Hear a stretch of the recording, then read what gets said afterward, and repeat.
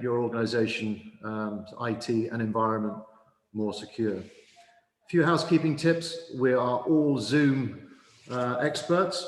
We know how to use participants box opened up on your desktop, as well as the chat function. These are going to be the two main methods in which you will communicate with us. And as quickly as we possibly can, we can talk as if we're talking around a table and discussing some of these vitally important issues and opportunities around cyber and general security.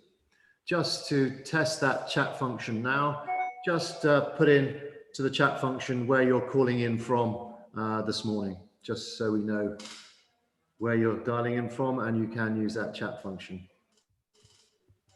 Roland's Castle, Barton-on-Sea, Sandeep. But that's a beautiful view out your window this morning, Sandeep. Port Solent, Cranley, Romsey, welcome. Fordingbridge. The chat function has become increasingly important on the Chamber events. This will be the place where we'll put links, resources, everything you need that falls out of this call. You can also save this chat, bottom right, 3 dots, and save that to your desktop. So you've got all of the resources that you need at your fingertips. Not necessarily need to take any notes. So, welcome. I'm going to hand you over, now that housekeeping is out of the way, to Ross McNally, CEO and Chief Executive Chair of Hampshire Chamber of Commerce, to formally open the session. So, over to you, Sir Ross. Thank you, Rob. I don't think I've been knighted, but thanks very much. Not yet, Ross. No. There's thanks so much, Rob. Yes, welcome to Chamber Solutions, all around cyber. Now, I know that as businesses, we tend to be sort of invited to get involved more and more. Government is doing it, the LEPs are doing it. Business advisors are doing it more and more around digital solutions, the digital reach that our businesses can make across the globe. And we're encouraged to look at social media, improve our footprint in social media, online selling, online fulfillment, totally around e-coms generally, e-trading, and as I say, global reach. Now, what's not to like? I'm a marketing guy, so I understand that this is exactly what we should be doing. And this is a wonderful opportunity, particularly over the last 12 months, to try all of these things afresh that maybe we haven't found the time to do. And I know that many of our businesses are doing precisely that. But it does come with a slight cost. The opportunity is there, but we've got to make sure that if we are trading, we're trading securely, we're trading with a degree of safety, that when we open up our channels, we don't open up our defenses to such an extent that we can be attacked and our businesses can be damaged. And actually not just us, all of the businesses that we then have relationships with. SMEs in particular, small businesses in particular, are really an avenue for people with the wrong intentions to reach into these businesses and cause damage. And that could be malware and hijacking and so on and so forth. And we know all of the things because we read about them and we see them, and they've happened to the biggest and the best companies around the globe. And so today is really about sharing your experiences and your intentions. And it is to absolutely encourage you to become more successful online, digitally. This is the future of all of our businesses. And so what I want to do is ensure that we can all do that securely and that we help each other. Now, the good thing about today is that we're going to have about a couple of dozen of us around this table. So can I please ask you all to share your thoughts, your knowledge, your interests? Use the chat. Ask Rob through and the panel the questions. Ensure that you get fully involved, because you actually know all of the answers. Your experiences, the collective wisdom through the 24 or 5 of us that's on this call, the collective experiences really cannot be beaten by the panel. You really know what has happened in your business, and sharing that with others is really what a community of practice is about. And that's what this Chamber of Solutions is all about. So please, get stuck in. Tom and I are going to be sort of looking on websites and doing various things in response to some of the questions that get asked, just to see if there's some links and some connections and other help that we can provide. But fundamentally, I think you know the answers. So please come forward and share them. As in all of our Chamber of Solutions events, we're supported. We're supported by Shaping Portsmouth. We're supported by both of the LEPs, EM3 and Solent LEP. And of course, we are supported by our partners, Mission Performance, who come in and provide the facilitation for these events all the time. I know most of you, I've seen you on calls in the past. Please get stuck in, let's enjoy it. And it's going to be a really fruitful hour and a half. Back to you, Rob. Thank you, Ross. So some quick introductions. Rob Lewis from Mission Performance. We business based down in Lyon, the Solent. We've been running for about 20 years. We help people to lead, coach, communicate, and to minimize risk. We work globally and now pretty much online, hoping a face-to-face return one day. We've been facilitating these sessions and partnering with Hampshire Chamber since March, since the very first Chamber of Solutions way back when. We're joined by a very select panel this morning, huge experience between them. I'm going to ask them now to introduce themselves, and to start, I'll ask Justin. Please, the floor is yours, sir. Good morning. Morning, everybody. My name is Justin Talgott. I'm a Detective Superintendent from Hampshire Police, and I'm currently seconded to the South East Cyber Resilience Centre as the Centre's Director. I know I've probably spoken with, looking around the room, a couple of you already, but really pleased to be here this morning and an opportunity to speak with you all. Thank you, Justin. And Dr. Vasilias? Good morning, everyone. Please call me Vas. I know I have a long Greek name that's difficult, so please do call me Vas. I believe I've met some of you as well. I'm a reader in cybercrime and cybersecurity at the University of Portsmouth. I work for the Institute of Criminal Justice Studies, and I'm also the director of the Cybercrime Awareness Clinic. So this was initially funded 4.5 years ago by Hampshire Constabulary and the Police and Crime Commissioner. And the idea was to provide advice and guidance to the community, and we're now involved in various different projects, and mainly one that relates to this particular event, which is with the National Cybersecurity Centre and relates to a national campaign for SMEs in relation to cyber awareness and cybersecurity. Really keen to hear your thoughts and questions and answer these more. And I will put some links to some research and the clinic, which has resources available for you.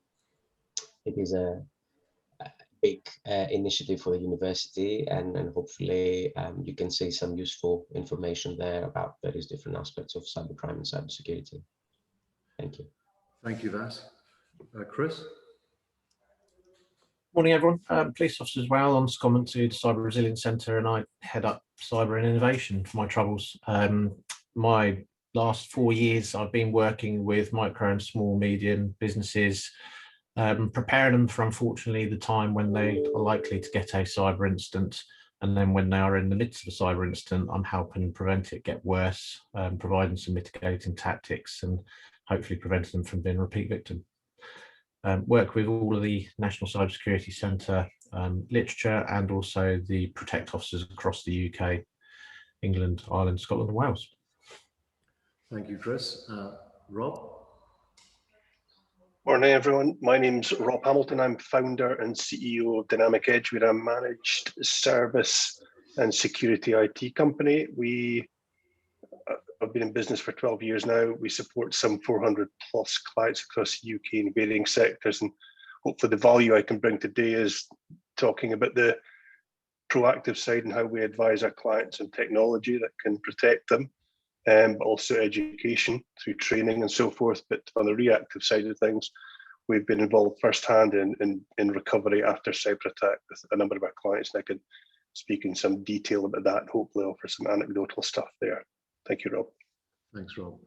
So we've got a very good panel here this morning. I'm going to start with the big picture and the strategic landscape, if you like. I'm going to turn to Justin in the first instance to give us a a strategic overview of this topic, which is wide ranging, and then we'll chunk down into some details thereafter. So Justin, perhaps you'd like to start us with that. Thank you, Rob. So, looking around the room, I'm sure I'm talking or preaching rather to the converted in a lot of instances, but I've no doubt that all of you will be aware or have read about the continuing threat of cyber criminals and the danger that they pose both to us as private individuals, but also more broadly to our businesses, our companies and organisations within our communities, such as schools and colleges and hospitals. Equally, I'm sure you're aware the situation has only been exacerbated through the COVID pandemic. And it's against this background of amplified risk that I'm sure you agree that it's important that we try to give companies and our wider community across the South East the support they need through the latest and best cyber defence security information. So in recognising this threat, the National Police Chiefs Council, supported by the Home Office, together with a number of key national partners, have established a network of cyber resilience centres across the whole of the UK.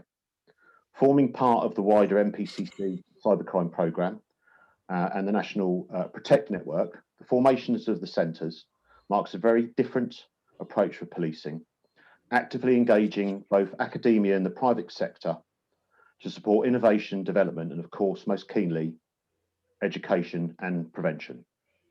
Operating as a non-for-profit organisation, the South East Cyber Resilience Centre is working with leading law enforcement, industry and academic experts to help businesses and organisations across the region to take simple steps to protect themselves from unscrupulous cyber criminals.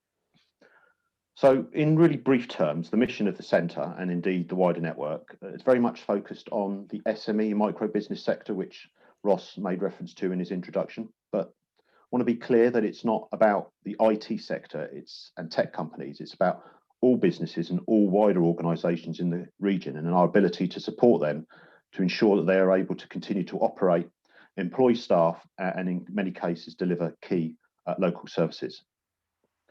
So the South East Cyber Resilience Centre establishes or seeks to establish an effective partnership between policing, commercial and educational sectors, and seeking through the provision of expert advice, tailored membership options and cost-effective services to try and help businesses grow and strengthen their resilience to online threats and cyber attacks across the South East.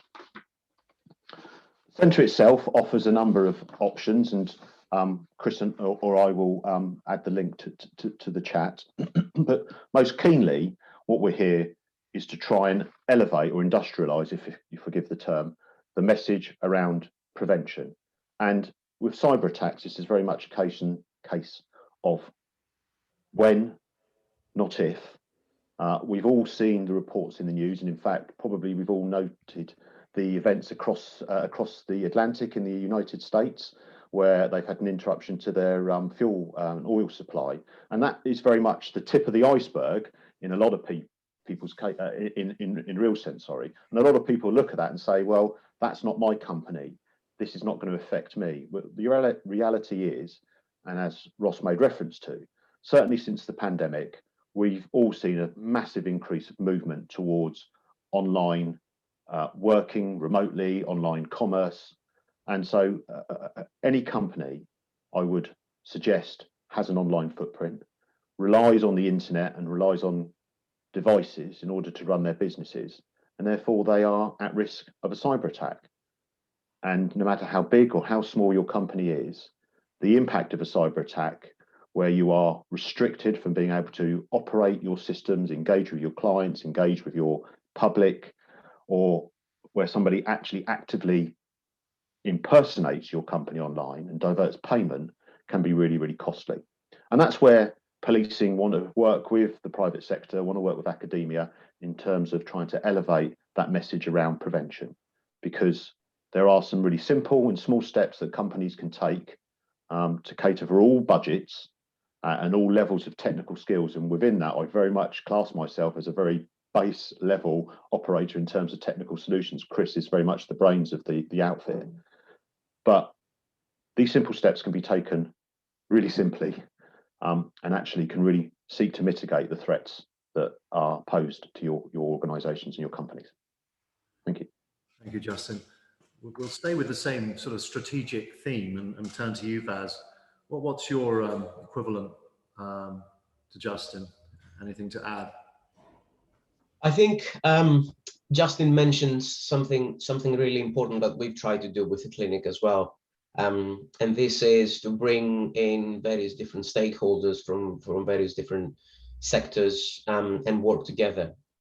I think when we started working on the clinic project 5 years ago, that was one of the main problems, that there didn't seem to be any dialogue between the top organizations for law enforcement, such as, you know, the Police and Crime Commissioner's Office, the NCSC, and other organizations, and the people on the ground, you know, the smaller businesses, the sole traders, and so on. So for us, it was a matter of going back to the grassroots and trying to do cybersecurity, not top down, but from the bottom up. And I think this is important. I think this is what the constabulary liked in the idea and decided to fund it initially. This was also one of the main reasons why the NCSC decided to work with us as well. I think it is important because we tend to see, and we were discussing this before we came live as well, how these events end up preaching to the converted to a large extent. And I think it's important that we work on cybersecurity in order to reach out to organizations that don't feel this is relevant. Justin mentioned a very important point, that a lot of the businesses don't think cybersecurity is relevant to them. And one of the examples I like to use is a real life kind of criminality example. And I intend to say to businesses, okay, you have burglars, and you have the Ocean's 11 kind of level of burglars that would go and steal the crown jewels from a museum. But you do have a lot that are just keen to go through an unlocked door or a window and steal a TV and sell it and make some money. The majority of hackers and the majority of burglars are not at the high level that we're discussing, stealing the crown jewels. A lot are really happy to just go through an unlocked door and steal a TV. And I think it's the same with cybersecurity. Small businesses tend to think, oh, I'm too small for hackers. Hackers will target big organizations like the hacks we mentioned with BA, EasyJet, TUI, and Ticketmaster, and so on. And obviously, these are great targets for hackers because there's a wealth of data, there's a wealth of credit card information potentially, and so on. But a lot of the hackers actually find it easier to hack a small business that is not really prepared and is not protecting itself adequately than try to cope with the safeguards that large organizations would be putting in place. And I think this is important to consider, how cybercrime is relevant to everyone. And there's cyber criminals for every level of business and every kind of business as well. We have sectors thinking, oh, I'm just an agricultural kind of business. What would hackers want from me? There's always something to use for hackers. I think this is something that we need to communicate as well. So in terms of policy, I think it is really important to start considering cybersecurity in the same way that we would consider aspects of physical security, as Justin mentioned as well, and think about this as part of everyday business. When we're talking, for example, about new technologies, we have the concept of security by design, and this means that we don't really design new products without including security as a core consideration in the design. In many cases, you see products that have not considered security in advance, and then obviously they have to deal with problems later on after they're launched. And I think, for businesses that are small and want to grow or are just starting out, I think integrating security in the design of the future plans, or even the design of the launching of the business in itself, but also considering security within the design of their growth is really important.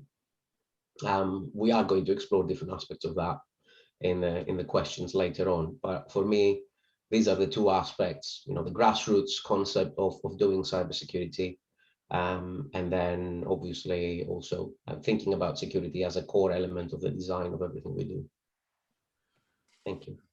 Superb answer. Let's pick up on, I'm going to turn to Chris now, and we're going to go down a little bit further and about protecting the crown jewels, as you say, Vas. What are some of the practical steps that we can take, Chris, advice, whether as an SME or personal, to protect our security online? Yeah, no problems. Quite a lot of it is simple, and you might not already realize that you're doing it, I guess. We need to move on from, if we start on passwords and try and get out of the habit of calling them passwords and move to passphrases. So that's the ability for the human brain to try and remember longer, more complex passwords. So if we think, in fact, we could have a straw poll straight away. I don't want you to type your passwords into the chat room because that'd be a nightmare, wouldn't it? But if you can count how many characters long your password is, and type that into the chat rooms. We're looking for, like eBay, Amazon, your email account. Let's have a straw poll and see how long everybody's password is. 69. Right, so as you're typing in, Cyber Essentials says that you must be at least 8 characters long. So if you have a password, I don't know, which is probably 6 or 7 characters long, your average 12-year-old could probably hack you in under 20 minutes. Because it is quite easy for computers these days to do something called a brute force password attack, and that is actually guess your passwords quite quickly. And that's before we take into consideration things like data breaches, which is unfortunately out of your control. You trust your password with another company, they get hacked, and then your password is on the dark web or the open web and everyone can see it. So I know you're probably saying to me, well, how, Chris, I've only got a human brain and I'm like you, how can you remember longer passwords? Well, it's passphrases. So wrap 3 random words together, and again, random words, so it can't be your favorite pizza, your pet's name, your kid's name, where you were born, all of those things are out. It has to be 3 random words, push them together, and if you can add some complexity, so that's things like numbers, symbols, or even a space bar at the end of it, that does confuse quite a lot of hackers because you then don't know how long the passphrase is. So have 3 random words in your head. If you got access to what's called a password manager, and that is saving your password into a mobile phone device or a browser. So if you're using Chrome or Firefox, actually use the password manager facility that's embedded in all of these things. So they can remember a much longer, stronger, more complicated password than the human brain ever can do. And just implement all the facilities that are probably on your computers already and have some confidence in them. And then once you've got to that stage, you must turn on something called 2-factor authentication. Most banks would make sure that you have that. They make it mandatory. So that is having like an authenticator code on your smart device that changes every 30 seconds, or they may even send you a text message with a 6-digit code in it. Where you can, turn all this stuff on. It's free. You shouldn't be paying for this, but certainly things like eBay, Tesco's, Amazon, Sainsbury's, Gmail, Yahoo, they all have that facility in the background. It might not just be in the foreground for you to see or realize it's aware. Certainly, we move on to the technical side of things with regards to computers. So what's something called malware protection. So that is on Windows 10. It's called Windows Defender. Just make sure that is turned on. And it's updating as well. So every day your computer will make contact with Microsoft. It will get told there's new updates. Down the bottom of the machine, you'll probably get a little orange light up saying there are updates ready to be installed. Certainly, from my point of view, and yes, I'm working in a safety environment, but I would not use a computer that's telling me it's due updates. When we use the word updates, it should be more vulnerabilities or weaknesses. Overnight, a weakness or vulnerability could have been found, and the computer basically is giving you a notification to say, I think I'm weak, can you download an update? So we're all in this world of Zoom fatigue. When your computer says it's due an update, that is a good notification for you to go and install the update and walk off to the kitchen and make yourself a cup of tea. Give your brain a break as well. So updates, definitely go for them. And then when we talk about the people, so staff training, if you're all business owners or business managers, when you joined your organization, did you do any cyber training? Did they tell you what your policies are in the company that you're working for, what to do when it goes wrong? Certainly we can all relate to the basic things, like if someone falls over, unfortunately, with a medical incident, we all know how to do CPR. We all know where the first aid box is. And then if a small fire breaks out, we know where the fire extinguishers are. All the conventional stuff we're happy with because we learned it at primary school. But has your organization told you what to do if you suspect a phishing email and who to phone? So certainly the Information Commissioner's Office suggests that when you join an organization, you should be trained up in cybersecurity policies of that organization, best practice within 1 month, definitely within 2 months, and you should have some annual refresher training. So when we look at the ICO enforcement notifications and the recommendation action plans, I mean, that would be the difference between a 0% fine or a 4% fine of your turnover if you did ever have a data breach. So it's consider the processes, the people, and the technology within your organization. As we look at the size of the organizations, and I'll wrap this up quickly, but one which I'd recommend you to go and Google or use a reputable search engine, that is the Small Business Guide with the NCSE. There's an action plan list there, and I'll put it all in the chat room in a second when I stop talking, but certainly one for you to follow yourself. If you've got a considerable amount of people, you might need some IT help just to install these policies and practices. But certainly for small and medium, the Small Business Guide is designed for you to install and change the culture of your own organization yourself. Back to the office. Thank you, Chris. Lots in that. I'm going to turn on Rob now. Rob runs a successful organization that works very much with SMEs. So Rob, tell us a little about your experiences of your work day to day. Thanks, Rob. I was going, nobody's going to mention context yet, and I wanted to kind of put some numbers around that. In terms of recent numbers, looking at last year, there was 65,000 attempts to hack small business in the UK every day. And that's every day, of which 4,500 are considered successful. So, you know, last year, 1.6 million SMBs got attacked in the UK. It's a phenomenally large number. And there's a common, we call it the cyber trap around that. We've seen a lot of businesses and clients of ours kind of put their head in the sand and say it's about the technology. Oh no, it's your problem as our IT provider. You should look after us, or it's our IT department. Look at that. And the final one, it won't happen to us, is the kind of common misconception. And I think Justin dictated the numbers. It's not a matter of if it will happen to you, it will be when you'll be attacked.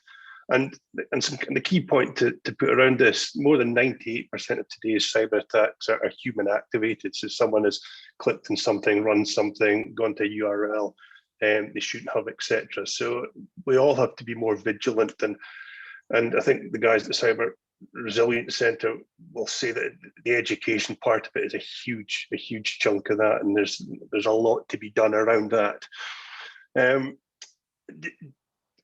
The kind of stuff that we've come up against, and Chris went into detail, but it's mandatory stuff we should all live and breathe. But I think the common misconception is here that there is no silver bullet as yet in terms of protecting you from a cyber attack. I'm sure that'll come one day, and I'd like to be the individual that devised that piece of software or hardware to do that. But at this point in time, there isn't. I mean, what's made up to protect you is a number of software solutions, a number of practices and processes, along with the education piece. So there's a chunk of that. There is no silver bullet around it. And if we tap into what happened last March and the different way of working as well went home, that opened up more doors, clearly, because people are at home and behind firewalls that they've maybe just taken out a box and they've got a new broadband provider plugged in and it's got limited firewall capability. They're perhaps using their home machine, which is maybe 2, 3, 4 years old, and it may be out-of-date software, it may remain unpatched. So the risks over the last sort of 15, 16 months have kind of raised up a level, and hence the reason for, I think it's fourfold in terms of attacks over the last year has increased quite considerably. So, you know, there's all these factors to consider around that side of things, but it is education. We run a cyber security awareness course. It's 45 minutes long. We offer it free to all our clients. We've done it now for the best part of 6 years. We've evolved over that time, added stuff to it as new vulnerabilities come to the forefront. It's essentially non-technical, but it makes people aware if they are getting attacked, this is what it may look like, and this is what you should do in instance of that. So, and I don't mind sharing that with the Chamber if it's something they want to put online and share with the membership as well. It's no problem. But thanks, Rob. Great, thank you. So we've heard from our panel, and it's worth saying that all of them can talk knowledgeably about a vast range of topics, but we want to hear from you. So there is probably a very good reason why you joined the call. So let's not be shy. If you've got a question, then please put that to our team, because they're here for you. One thing from my perspective, this is probably to Rob, is that I was struck by the point about home working. Everyone's working from home, this hybrid working model. We're never going to go back to everyone in the office. What challenges and opportunities does that present to you as an organization that provides security services to that model of work? Yeah, so we've had to offer, or in many cases, provide our clients with a mandatory stack of additional services that protect remote machines. Relatively low cost, but they cover a number of things. And we've actively presented that to our clients. If they choose not to go down that route, then they've told us categorically. So in the event of something happening, then we can demonstrate, well, we did our best here, but let's kind of move into recovery mode for you. But there is additional tools and security measures that need to go in place to protect these people that are working out with a secure local area network. So there is additional stuff and additional education around that, which was forced upon us last March, but you know, there's been a big shift to provide that. Okay, that's interesting. Chris, coming to you, you mentioned cyber essentials. And there's a question in the chat about which particular trade or quality mark to go for. Can you talk to us about cyber essentials and its value to SMEs? So Cyber Essentials has 5 different pillars as part of that accreditation. It's a recognised accreditation in the UK where it brings you up to an entry-level benchmark of your cybersecurity. It will cover things like firewalls, so that's protecting your data from the bad people outside, access control, passwords, updates. It covers a whole wealth of areas of your IT infrastructure. Certainly, if you're going to bid for a UK government contract, the idea is that you should be Cyber Essentials certified. You do get a logo on your website, which is a reassurance thing that your investors would recognise that you take cybersecurity more seriously than others. Certainly, it will cost you. It's about £300 plus VAT to get the accreditation, but actually, once you've achieved that, you get free cyber insurance. When you look at the different requirements of Cyber Essentials, the majority of cyber attacks will be prevented if you implemented the standard of Cyber Essentials on your machines and your people. So I, for one, would recommend all small, medium, micros to go for Cyber Essentials as a starter. Certainly in the southeast region, which is the area which we look after, is Surrey, Sussex, Hampshire and Thames Valley. I know that there's about 38 companies that are accredited to help you through that Cyber Essentials Plus journey. You can achieve Cyber Essentials yourself, but if you need to go to that next level of Cyber Essentials Plus, which is like an independent external auditor having a look that you've set up your systems correctly, We've got about 20 of those companies working with us to help you along that journey. So Cyber Essentials, I guess in short, is one thing I would definitely recommend for your small business to achieve. Thank you, Chris. And Vas, I know that when Rob was talking about the sort of work that he does, providing 45 minutes of tutorials for his clients, and he's going to make that available to Hampshire Chamber members. What, from your background, are you offering in your circles for SMEs in this space? Yeah, so we do offer, obviously we do events like this all the time. And at the moment with the NCSC project, we are working with the growth hubs. So what we're doing with the growth hubs is actually provide some workshops which will train the growth hub advisors in matters of data protection, cybersecurity, cyber threats, social media and digital footprint, and relate kind of issues of identity online and so on. And then the growth hub advisors will go out to businesses and obviously support them.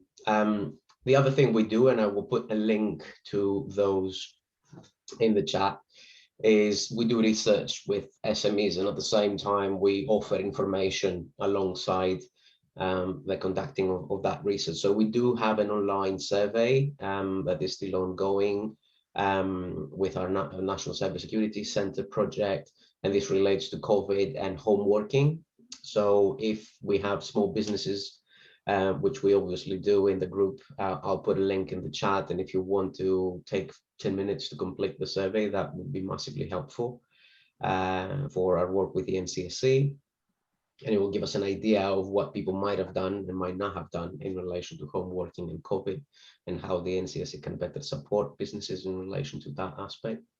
But we also do, at the moment, interviews with small businesses. So again, if you're interested, what we do is, again, in the context of the same NCSC project, we would run a 1-hour interview with business owners and managers to discuss different issues in relation to cybersecurity within their business.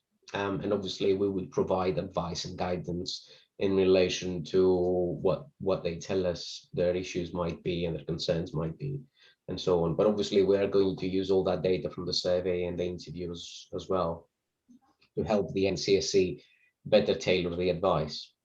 So essentially what we are trying to do, and what we try to do with the Hampshire Constabulary and now with the NCSC, is actually help these organizations to help law enforcement develop more tailored advice that smaller businesses can relate to. Because in many cases, the feedback we get from businesses is that the language that the advice uses, or the way it is presented, sometimes can be a bit alienating, and it might feel as if it relates to bigger businesses or different kinds of businesses or more technical businesses and so on. So what we are trying to do is actually find ways of communicating the knowledge required for cybersecurity to different sectors and different sizes of businesses in a manner that would make them feel a sense of ownership of that advice, that the advice has been created by them for them, rather than being generic advice that they would have to adapt to whatever they're doing. Great, and people will be able to access all of that via a link you're going to put on the chat, Vas? Yes, so I will put a link for our survey in the chat, and then I have put my LinkedIn, and I will include my work email. So anyone who's interested in taking part in the interviews, please do contact me either via LinkedIn or email, and we can take it further. There's obviously some documentation that explains the whole process and so on that I need to send you, and then we'll schedule a session, and obviously we will allow for a little bit longer so we can do the interview and then discuss and provide some advice and guidance in relation to what has been discussed in the interview as well. Great, thanks, Vas. Justin, with your links, and perhaps Ross as well, in terms of the strategic, the government support and funding for SMEs to access greater levels of support to improve their security online. I know there's some elements we've been put in the chat, but what is your view on that? Do you think that's coming? Do you think there's going to be more support for SMEs to become more secure online? I think certainly from a policing perspective, and Vaz makes some really, really valid points there in relation to actually the resonance of the NCSE message that comes out, and I think that needs to continue to be worked on in order to be accepted and understood and digested by SMEs. SMEs will be very much focused, as with all businesses, on their sustainability, profit loss, all those bits and pieces. And so one of the areas that the centre's trying to build on, if you look at it in terms of a funnel with the work that we're doing with universities, and Vaz makes reference to Hampshire Constabulary, obviously that's my home force. I'm fully aware of that process, that linking with the universities that actually sat underneath my responsibility areas when I was in force. And that's about getting some of that information and providing some support to local businesses that can feed and be processed by the NCSE. But and speaking quite candidly, as Vaz said, some of that message then gets lost in terms of transmission back out to the businesses. And that's where the centre hopefully looks to try and plug that gap. And we are certainly looking at how we can tailor those messages towards particular sectors of commerce and industry in order for that message to actually resonate. What does it mean to me if I'm running an agricultural business, I'm running a fabricating business? What is actually means to me? So we're really keen to work with any business that is willing to support us in terms of application of those messages. In terms of government focus from a policing perspective, the Home Office have invested in the stand up of these centres, which I think sends out a clear message that they are committed to that. The point was made earlier on in relation to the move to home working and remote working under COVID and the inherent risks that has caused. And I picked up on one of the questions in the chat in relation to how do you address your staff downloading games and so forth on your devices. And what we've seen since March of last year, that move to remote working, is businesses at pace have had to suddenly completely change the dynamics of how they set themselves up. And some businesses had the position of being able to provide devices, other businesses have provided access to their networks through online portals and allowing people to use their home devices. And when you're sat in an office, well, in fact, a bit of a straw poll, but how many companies actually have a policy in relation to internet use that actually tells their staff, what they can and can't do in terms of their devices, in terms of downloading things, in terms of doing online shopping? And then when you're in the office, you have that mental state that you're in the office, you're at work, and I know what I shouldn't be doing. But we've gone through a process where people have been sat at home, you're juggling your work responsibilities, you're juggling, certainly, when schools were closed, educating your children. And so that whole blur of, 1 minute I'm doing something for the office, the next minute I'm just nipping onto the Sainsbury's website to make sure I've booked me online shopping order for the next week. And that sort of blur in relation to how I act in the workspace and how I act at home.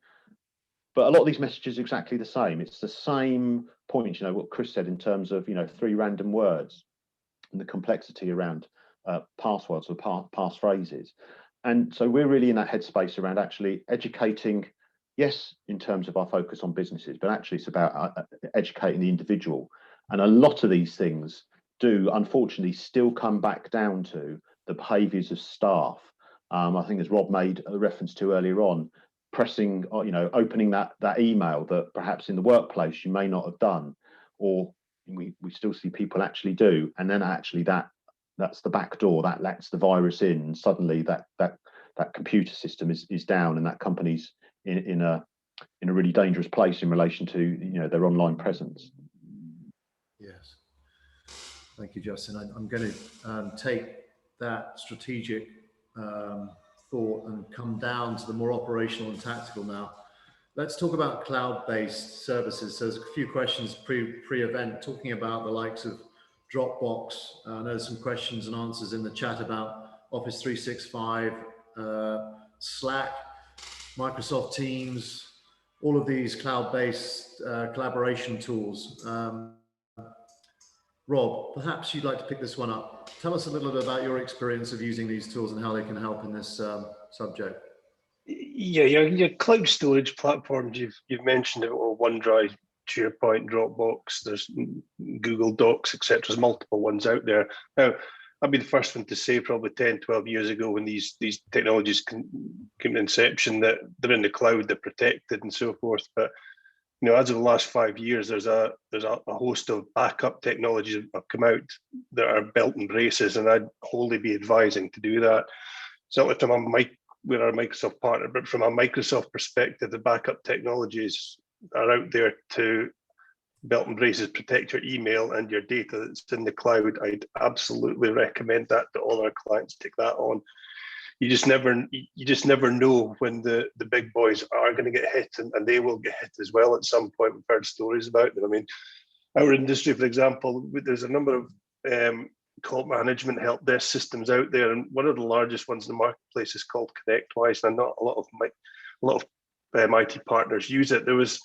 It wasn't really public knowledge, but there was a breach there last year where a disgruntled employee, when they left the business, handed passwords over, and it was allowed a hacker to get access to that system, which in turn allowed them to go onto IT providers, support clients, and so forth. And it was a massive breach, and it brought down a number of businesses. So I wouldn't for a second think because they've got that badge and it's Google and Microsoft that everything's 100%. You know, always put your own belt and braces solution in there, and backup. You know, when it comes to ransomware attack, breach, whatever, having an air-gapped backup of your data is, I would say, is absolutely mandatory.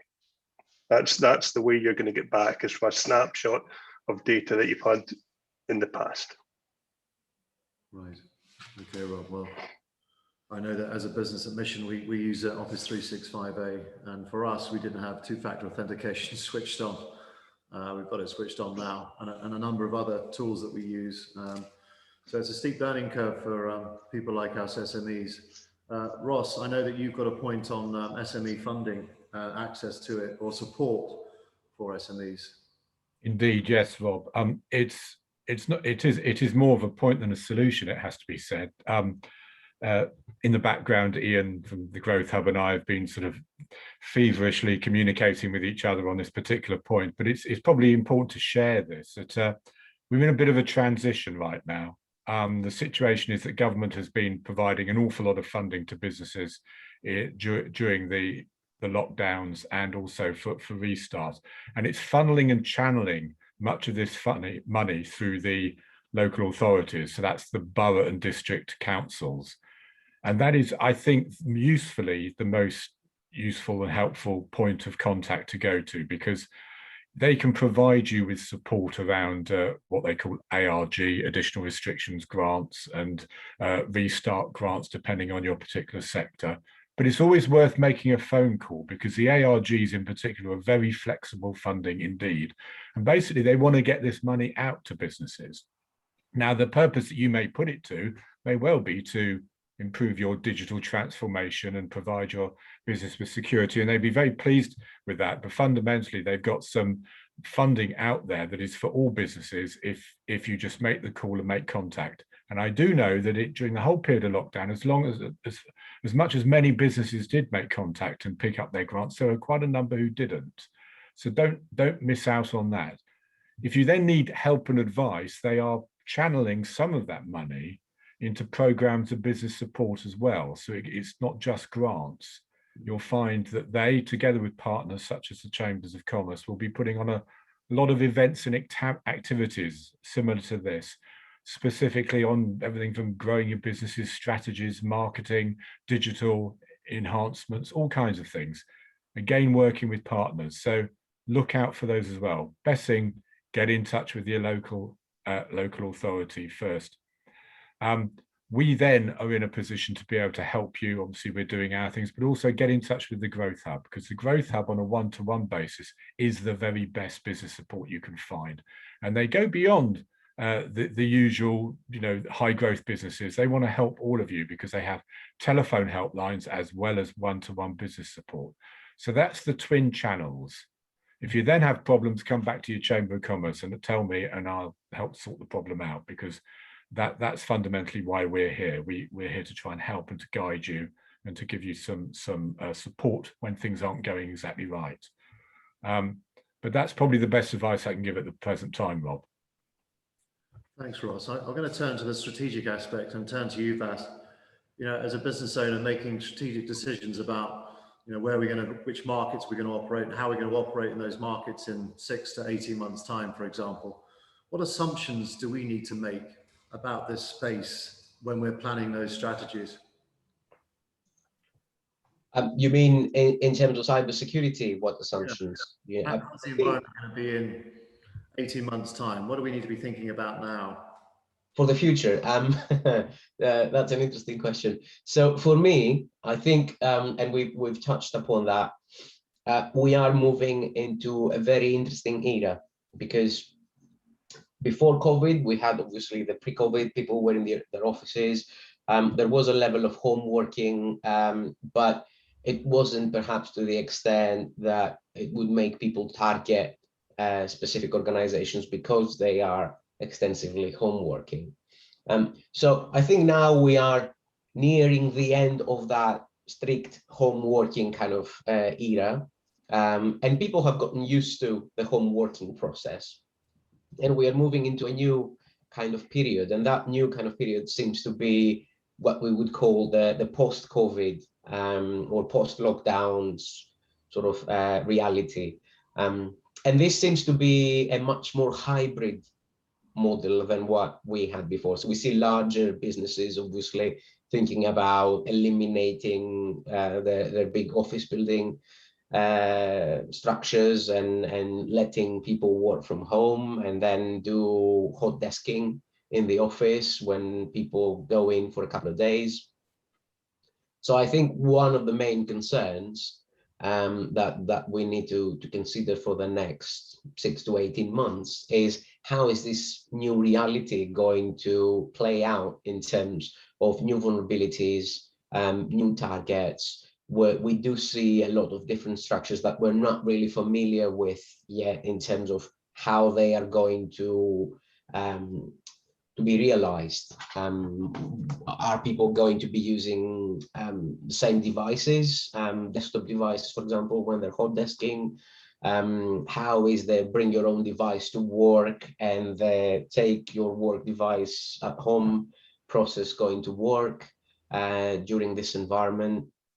And then obviously what might be the additional challenges in terms of the cyber criminals taking advantage of the new kind of language and the new needs that people will have in relation to the post-COVID era. For example, we saw a lot of cyber criminals taking advantage of COVID vaccines, COVID fake cures, using ransomware quite extensively in terms of attacking organizations that were transitioning to an online operational model, attacking organizations that were doing medical research, attacking hospitals with ransomware and so on, because these were the vulnerable, even educational organizations we've seen targeted much more in recent months, because obviously they have to transition to a different kind of environment of hybrid learning and so on. So for me, this is a very important on the one aspect. You've got,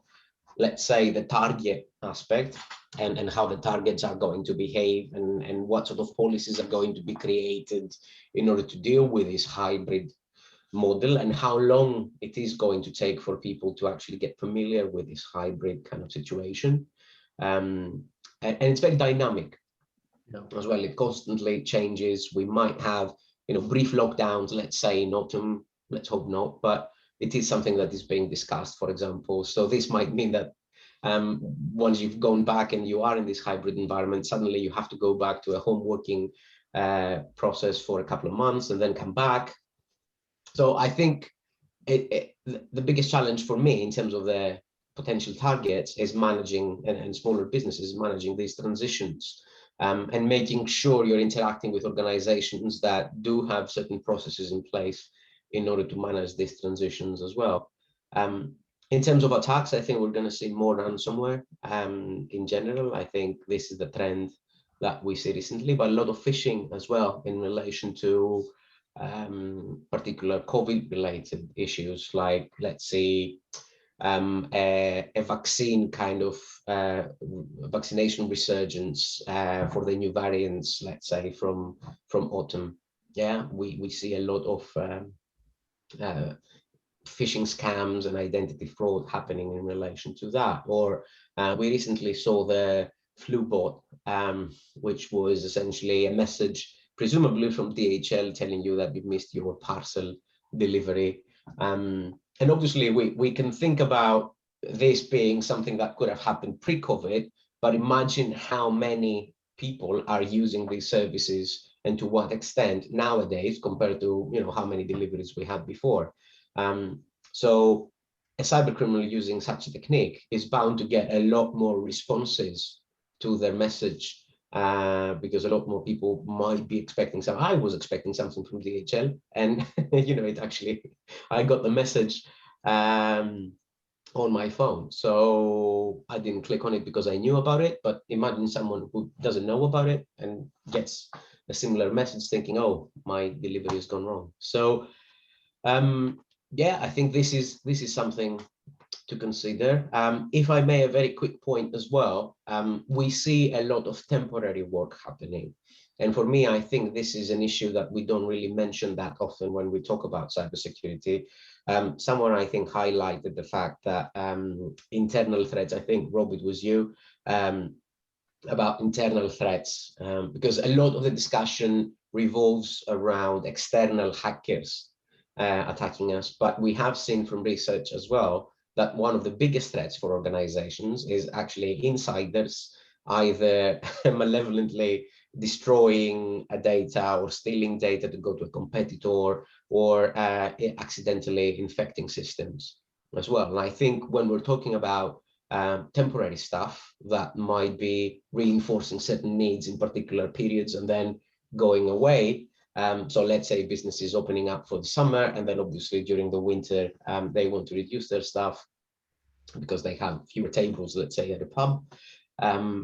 How do we manage this movement of people going in and out of organizations, getting access to records, getting access to passwords, getting access to devices, and then suddenly leaving? And this is even more interesting for charities because they have volunteers, and volunteers are even less linked to the organization. They can just find a job and call up and say, I can't come anymore.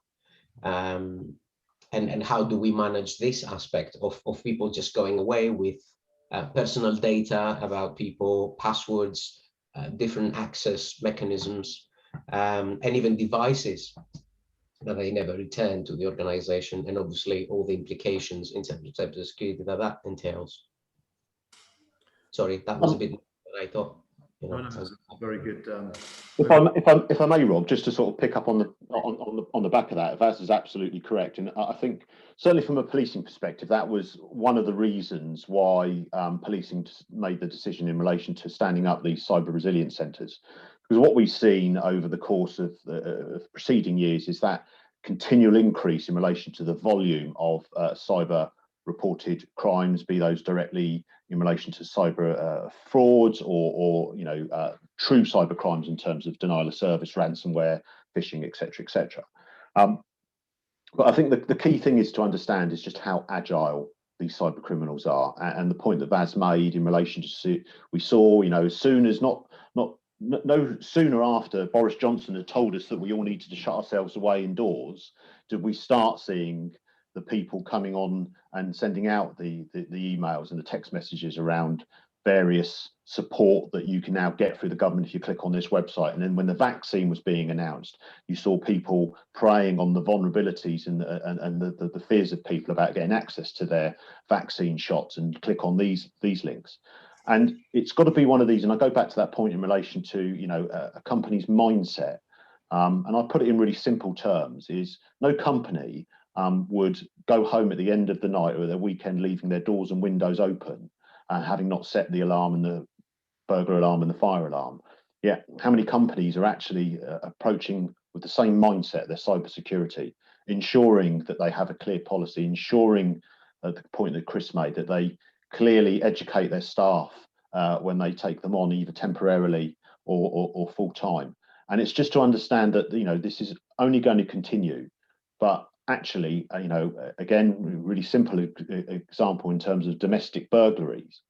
You know, that house that has got an outside light that's got a PIR light that will flash on, or automatic lighting that puts your light on in hours of darkness when you're away from the presence, away from the residence, gives an indication if somebody's actually in there. And that burglar will look at that premises and say, I might not attack that house, but I might attack the house next door that seems to be in darkness and has been in darkness all day. And so there is an element of businesses needing to take certain responsibilities for themselves in terms of educating themselves and educating their staffs in terms of how they can actually prevent themselves being at risk. That's very good. Thank you, Justin. I wanted to pick up on the point about mobile devices, because certainly for me, when we're talking about security, it's almost looking at a laptop or a desktop. But what about handheld tablets and phones? How does this conversation relate to mobile devices, where increasingly younger people are using those devices as opposed to desktops? Rob, can you talk to us about that? Yeah, there's been nothing kind of high profile in terms of attacks on mobile devices, but with something we add to our presentation is it's only a matter of time, and we're all doing our online banking now. We have full access to our email, we have full access to our data, regardless of what it is, from these mobile devices. So one can only assume that that will be a targeted route in the future, and I don't think there's any getting away from it. But again, I think Chris reiterated, when we've got a mobile device and it alerts that it needs a security patch, it needs updated, we need to be on that and keep ahead and keep doing it and so forth, and kind of blocking those vulnerabilities, because the mobile device providers have got teams that are looking out there to see where the vulnerabilities are, and they're constantly updating technology. But just don't get complacent and not update your mobile phone and so forth, or your tablet or whatever. You know, you've really got to be ahead of yourself there. Watch this space effectively, Rob. Okay, Rob. One thing I was going to say it's probably a question for Justin, and we talk about it, but even from a police perspective, if there is a breach, ransomware attack and so forth, and even if you're able to identify the location of the said attacker, I've got to assume that majority are overseas. Bringing them to justice in the UK is probably near on impossible. Justin, is that correct? Yeah, that's not too far from the reality of it, Rob. And you know, in terms of the reality for policing, and again, part of the reason why we've taken this approach, you know, from a policing perspective, a cornerstone of policing has always been around actually effective crime prevention. And what we're trying to do is move this into that cyberspace and industrialize that to make it more accessible and voluminous in terms of its reach.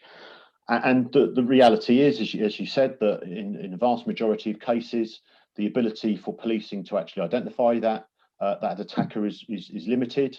And when we do, there's inherently we end up showing that that's come from an overseas location. And so from a UK policing perspective, you know, and a question for the public, and I'm not asking for an answer, is what does the public want from policing in terms of their response? Do they want, you know, police officers trying to spend months and months and months trying to, you know, track down cyber criminals in foreign territories and all of the intricacies in international law, certainly since, you know, Brexit, in terms of actually trying to bring those to justice, and the probability of being able to do that in any eventuality is remotely small? Or would they rather have policing invest time and effort in more traditional crimes and allocate some resources to actually trying to tackle the problem? So again, I'm sure, using that example of more traditional offending, if you speak to a householder who's had their house burgled, what would they rather have? Not have their house burgled, or have their house burgled and the police find the criminal that's responsible for it? Thank you, Justin. And we've got about 20 minutes or so left, so I'm sure there are lots of questions that you want to ask. So feel free to switch your go off mute and address your question to the panel. If anyone wants to do that, please do that now. While you're considering that, Chris, a question. There's been lots of examples about, you know, phishing emails, you know, being duped by HMG websites asking you for renew your car, you know, renew your tax or MOTs and things like that. Is there a sort of 101 list of things that you should do when working with those type of services online? So I've just answered one of the questions in the chat room about someone said, I think it was Bob, wanted examples of the latest phishing emails. Certainly there, yes, if you get an email in and it's this catchphrase, if it's out of the blue, it's not for you. So if it's too good to be true, it's unlikely to be true. The reason people have moved away from, obviously, you know, you used to get the pyramids selling Royal Mail letters through your letterbox, saying that you've won a lot of money and you just need to give some money to get a lot more money. I think it just costs too much money these days to post a letter at a volume, which is why they've moved over to phishing emails, and you get spam phishing emails. There's about 165 million phishing emails going around the world every day. It's getting a bit ridiculous. A lot of the stuff you won't see because your technical filters will block it. And that again is, if you see a phishing email, could you report it to the suspicious email reporting service? Because you might have seen it, but there'd be plenty of others, unfortunately, out there that wouldn't recognize it's a scam. Report the phishing email, and then we can take steps to do what's called a takedown. So we will prevent that source sending any more phishing emails. And once you've stopped it, yes, I know it will move on to a new server or a new host, but it is a game of cat and mouse, cops and robbers. That if we're stronger as a network than we are as individuals. So if we get a phishing email in, report it to your own IT team, report it to the National Cybersecurity Centre suspicious email service, and then we can just continually do the takedowns. Certainly, if you get a smishing message, which is phishing by text, SMS, so that's anything that basically, because I know we spoke about mobile devices just a minute ago, I wouldn't treat mobile devices any different to a computer. They are the same things. It's just a mobile device is a smaller computer that fits into your pocket, but it can equally achieve exactly the same. So all the technical implementations that you put on your desktop computer or your laptop, you should really be considering that on your mobile phone, if it is a smart mobile phone, because it is a computer.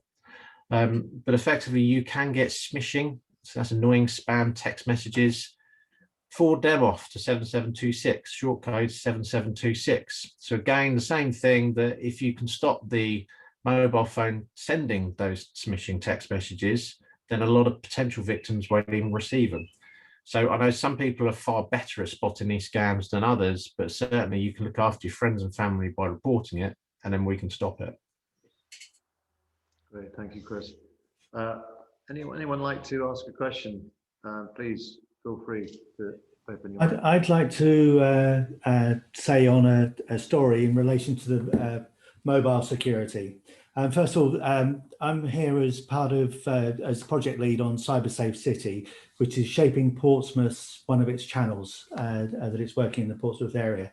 There's a number of people here that are also on the panel. So to give everyone a very brief idea of CyberSafe City, we're working with small businesses in order to educate them and their staff on best practices. And it's everything that Chris and others have been saying for best practices. Now, recently, I was contacted by someone who had just had their Bitcoin account emptied, all in the space of about 2 hours. They've been invested in Bitcoin a while. They received a text message. I think it was just a standard spammy smishing attempt on their mobile phone. They clicked on the link, logged in, and they thought they were logged into their trading account, but that information had gone straight to the hackers, who then logged into the account themselves with that information. and over the next couple of hours, this man's personal fortune was downloaded, and this is all from a mobile device. So whether it's an iPhone, an Apple system, or Windows, doesn't matter. Everybody's vulnerable. Okay. Well, very good story. And any other comments from our guests? Please open your mics up and address us. It's Tim Newton here. Can you hear me? Yes. Hopefully. Okay. Quick question: is there a decent checklist? I mean, we know we're going to get hacked at some point by either a professional group or a kid sitting in his back room. Is there a good checklist of what's to do once you have been hacked? Actions you should take to sort of mitigate this and minimize the risk, really, or the damage that's been done. I can't find anything online that you can give to a customer and say, look, if you're hacked, this is what you should be doing. This is the checklist: 1, 2, 3, today, tomorrow, next week, etc. Tim, I will chuck the link to the checklist in the chat as we speak. It's called the National Cybersecurity Centre Response and Recovery Guidelines after you've been subject to a cyber incident or cyber event. There's some things, some do's and don'ts, but I'll send that in the chat in a sec. I'd better sign up. Okay, thanks. Okay. Any others, please? Go ahead. Don't be shy. Yes, I think I've got a question, and I think we've talked quite a lot about cyber resilience and how we can better protect ourselves. I guess my question is more sort of looking to the future in terms of how are we going to try and stop these cyber attacks happening in the first instance?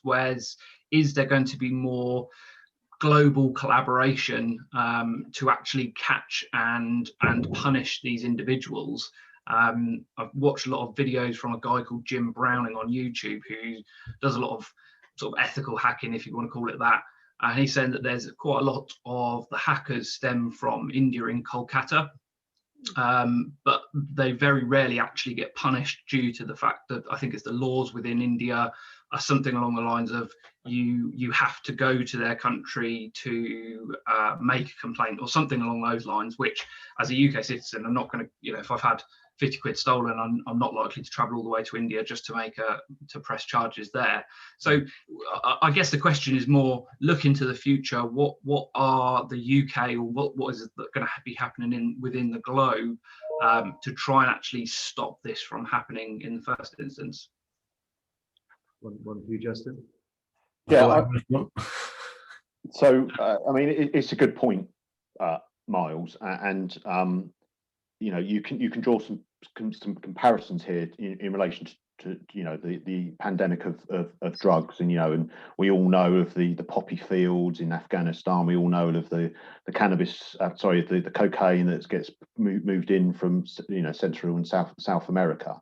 And there is work that is undertaken at that sort of national and international level to try and influence this. And some of that, is economic in terms of placing a degree of responsibility on foreign governments to address some of those potential loopholes and work more collaboratively with the UK and other nations.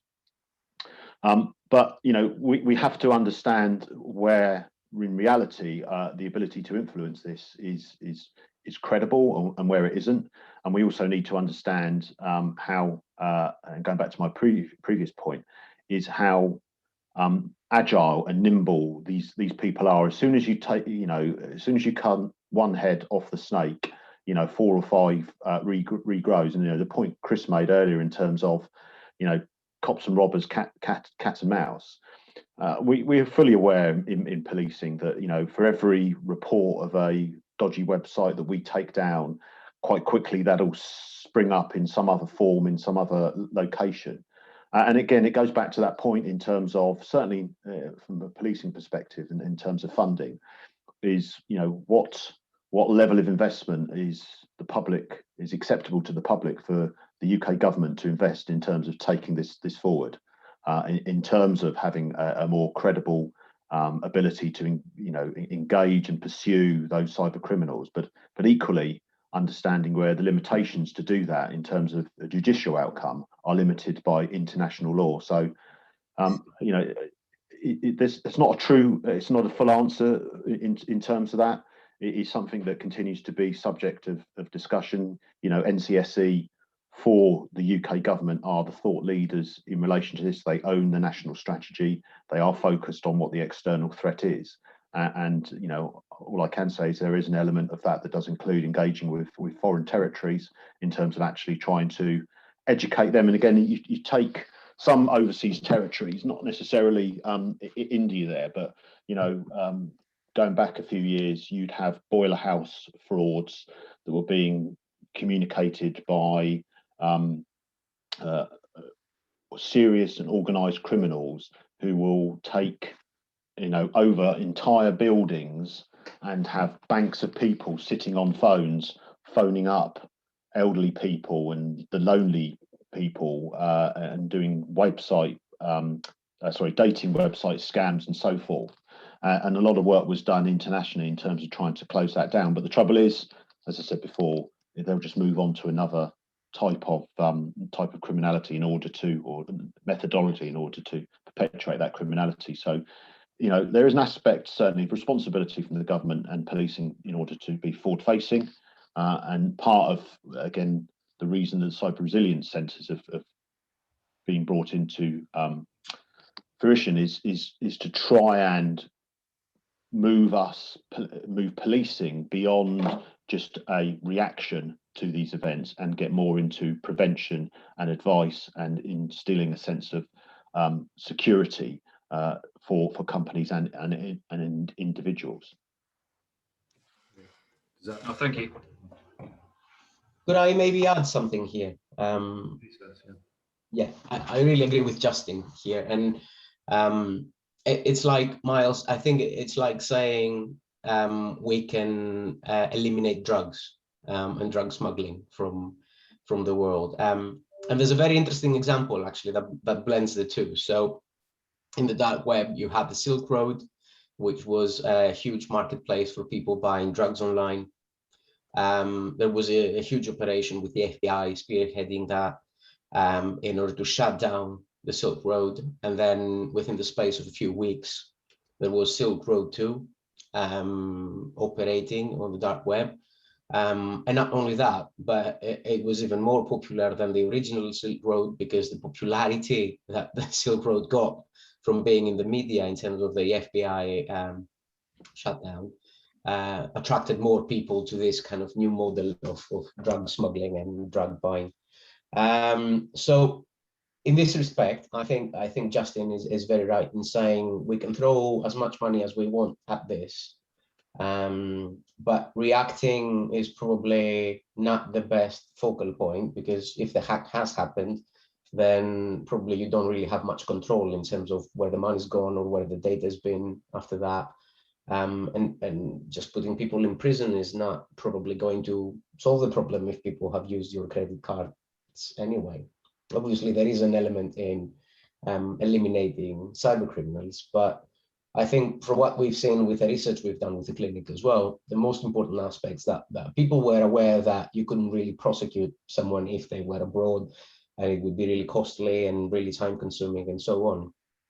And the most important things they wanted was better, more tailored advice in terms of prevention, and also an element of victim support that was a bit more understanding of, you know, the emotional stress of going through this experience, and the need to have someone actually inform them with more detail in terms of what was possible, what was not possible, and having follow-ups in terms of making sure that they're okay and nothing more is happening and so on, rather than bringing people to justice.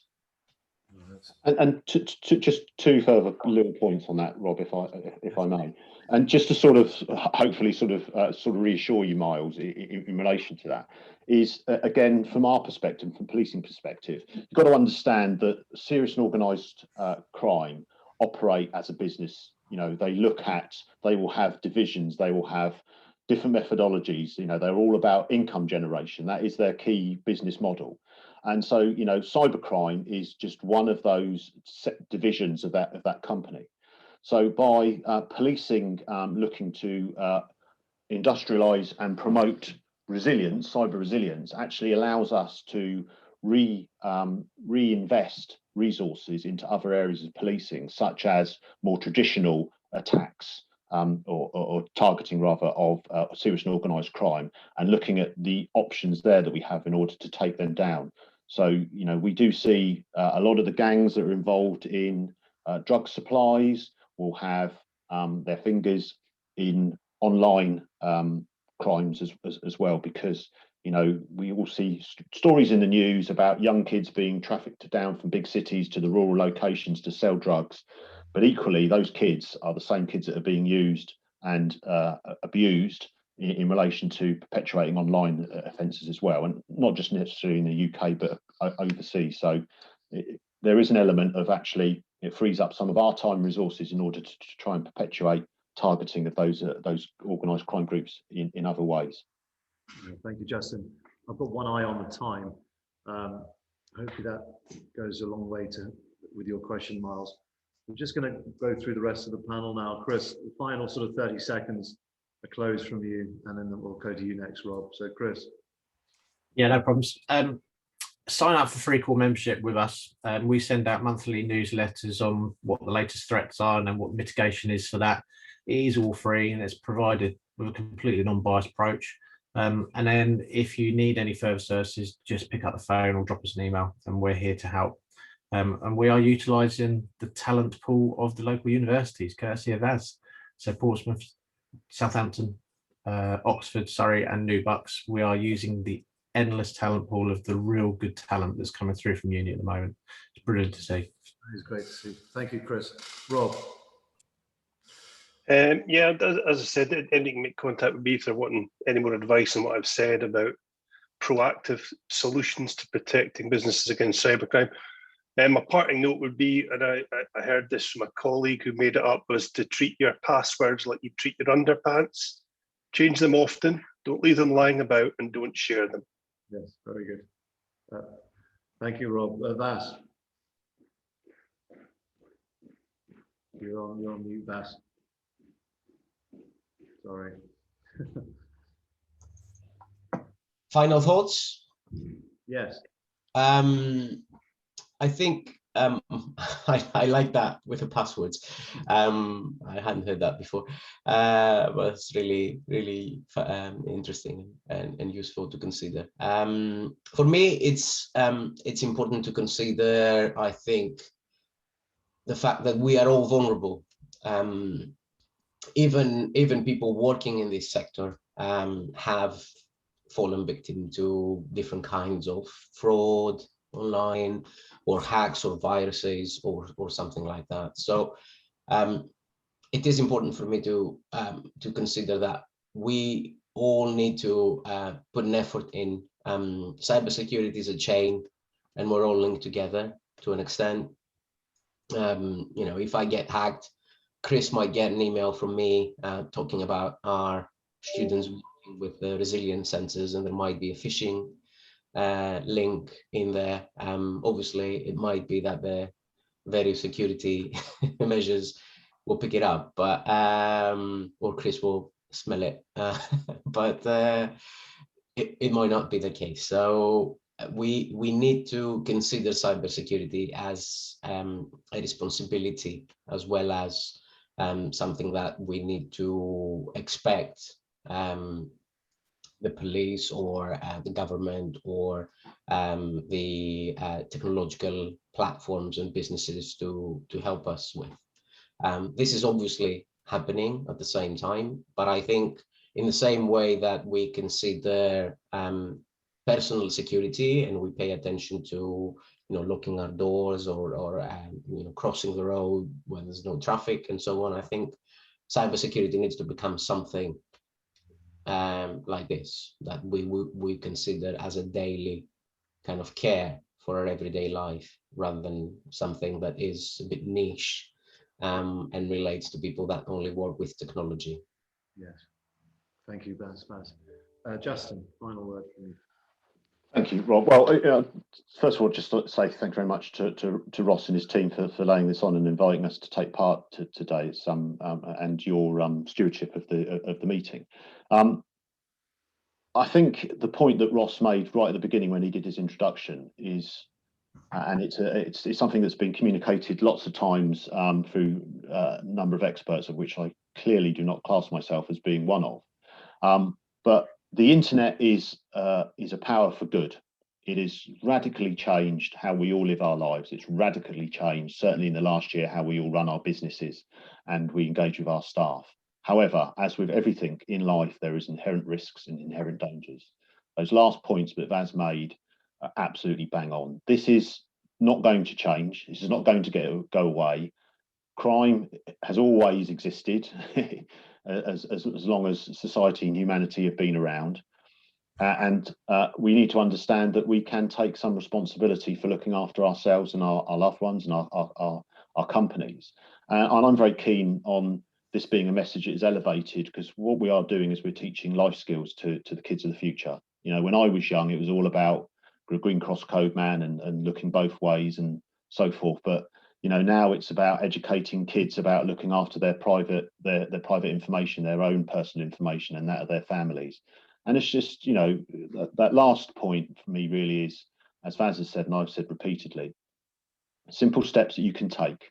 You know, you wouldn't leave your car unlocked with your £500 camera on the back seat and not expect that it wouldn't be stolen when you left it in a city centre car park. So why would you not take the same level of care and attention towards your online persona and your own online security? Great. Thank you, Justin. And thank you, panel, for your superb insight and all of the links that you put on the chat as we've been progressing through the call. So Ross, over to you to close the session, please.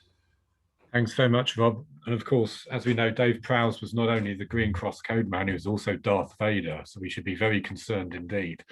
But yes, brilliant. Thank you, everybody.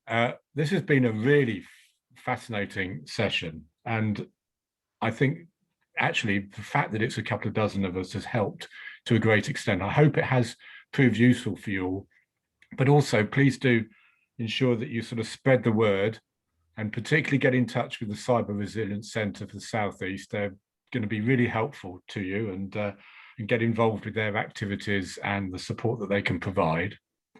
The Chamber's here for future Chamber of Solutions events. So if there's any particular theme or activity that you'd like us to cover through this process, this kind of sharing community of a practice approach, please do get in touch with me and I'll make sure that we put one in the coming months. Finally, I'd like to thank Rob, I'd like to thank Bob, and I'd like to thank the panelists for their brilliant support today. You've certainly earned, you know, that cup of coffee that you're all going to rush off and get any second now. The amount of information that we shared, the knowledge that we shared today has been absolutely incredible. But it does, as many have said, scrape the surface. This is an ongoing and moving situation, and we have to move our businesses along with the pace of change that's happening out there. You're quite right that you do need the kind of support from government and others to enable you to do that. And as a Chamber of Commerce, we will continue to make sure that we shout from the rooftops and inside, in fact, get inside number 10 and number 11, most importantly, downstairs, not upstairs, to ensure that we get those messages across to government at the appropriate way, and that business is given the right kind of support to put these security systems in place and to actually progress their digital opportunities. The security and the digital opportunity go hand in hand. They are one and the same need, and I wish you the very best in all of that. As I say, keep in touch. Thank you, Rob, and back to you. Thank you, Ross. Well, have a great rest of the day, and we look forward to seeing you on future Chambers of Solutions. Thank you very much for your support, and the very best of luck to you.